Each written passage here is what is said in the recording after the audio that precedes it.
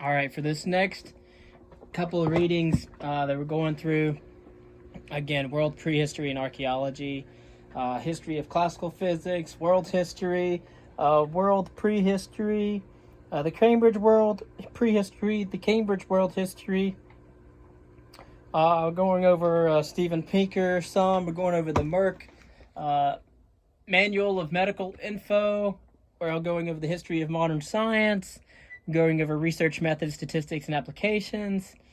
And now, as well as the Encyclopedic Medical Dictionary. Right now, I'm contrasting The Consequences of Ideas by R.C. Sproul, understanding the concepts that shaped our world. He is a religious thinker, born in 1939, died in 2017. He was originally studied philosophy. His undergraduate was in philosophy, but then he is a Presbyterian minister, which is a branch of theology, part of the Judeo-Christian faith that's been going on since around the first century, so the last 2,000 years.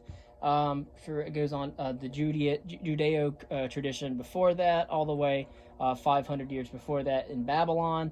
We're also talking about his book, The Consequences of Ideas, which it goes over some philosophers and thoughts that have shaped our world. It goes all the way through the pre-Socratic philosophers, Plato and Aristotle, Augustine, Aquinas, Descartes, Locke, Hume, Kant, Marx, Kierkegaard, Nietzsche, Sartre, and Darwin, and Freud. And as we do these readings, I'll go through his book, and then of course I'm going through the Cambridge Companion to Atheism. And of course this came out in was published in, that was a 2000 publication by Sproul. The Cambridge Companion to Atheism. This publication was in 2007. So one's a 2000 publication, the other one's a 2007 publication. So should be pretty good. And we've already gone over several of these.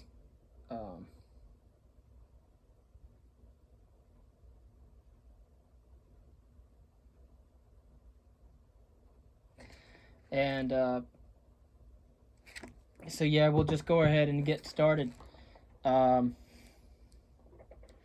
Which of course he talks about most philosophers. So we'll probably just do that at a different time.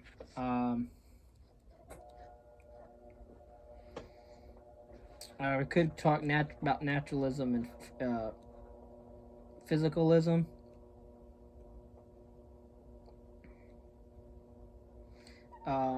Atheist Evolution by Daniel Dennett.